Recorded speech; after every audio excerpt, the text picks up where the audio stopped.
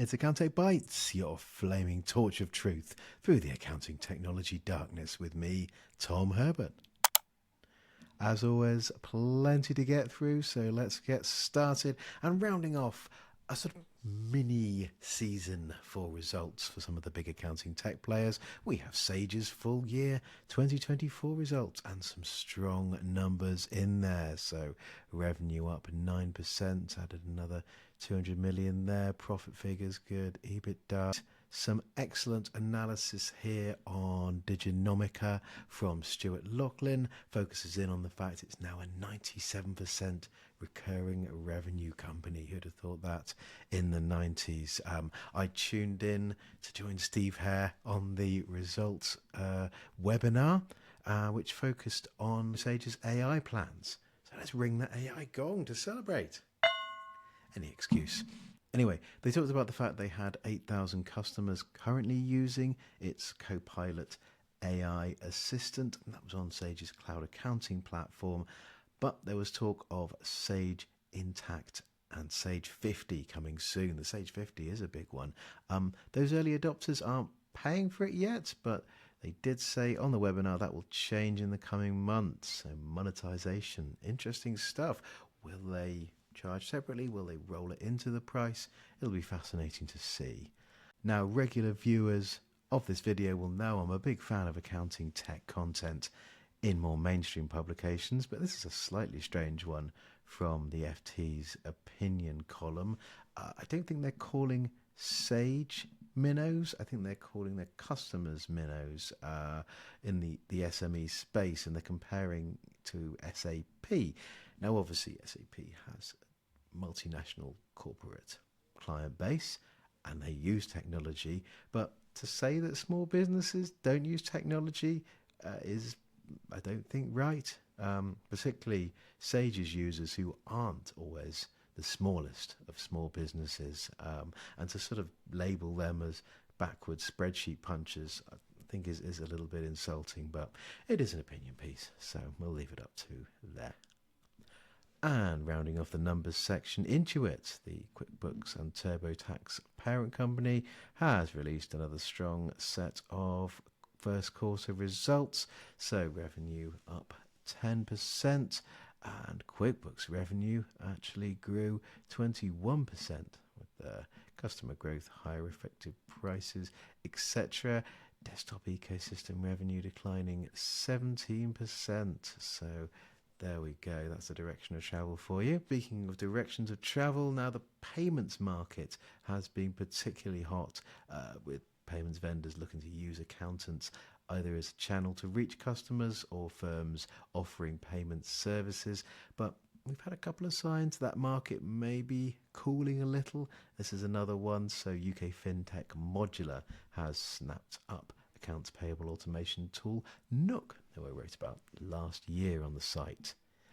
Now, at the other end of the acquisition life cycle, as it were, many years ago, Iris bought tax and accounts production platforms PTP and KeyTime in obviously separate deals, but they've announced plans now to pull the plug on its two long-term desktop products and to shift its customer base onto that Elements cloud platform. Now, I know that you all really tune in to hear me talk about the Festival of Accounting and Bookkeeping, so have I got a treat for you? This week we've released our program for the 2025 event. So we have everything from artificial intelligence, I might even bring the AI gong along, marketing, MTD, the budget, anything you can hope for, really.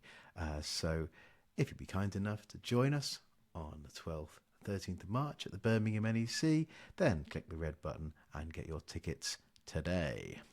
A slightly bijou analysis section of one, which is yours truly, focusing on the shift in the cloud accounting battle to the mid-market as new players come in and existing vendors release new products. So do check that one out. Let's get on to some new stuff then. And Intuit, we mentioned them earlier, but they have released Intuit Assist for QuickBooks users in the US. Now, this is their generative AI financial assistant. What does it do, Tom? Well, There's a few screenshots and videos here, but they've also included a couple of handy prompts in this release. So, turn conversations and documents into estimates, invoices and bills, invoice reminders, a bit of auto extraction, auto population, auto categorization. Connect with an expert. Is that a QuickBooks expert? Anyway, exciting times coming to the UK soon. Speaking of QuickBooks, you can now manage your supplier statements through Dext's supplier statement extraction feature, which now integrates with QuickBooks. Let's take a quick look at what's new in Excel. So they have a clean data with Copilot feature. So with just one click, you can check for inconsistencies, etc. You now have the group by and pivot by functions available.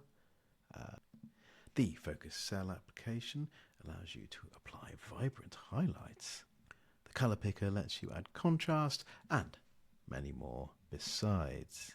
A bit of partnership news, and practice management tool Client Engager has announced a partnership with referral tool RQ, which I wrote about on the site earlier in the year. And Airwallex have partnered with payments platform Moss to enhance and streamline global payments.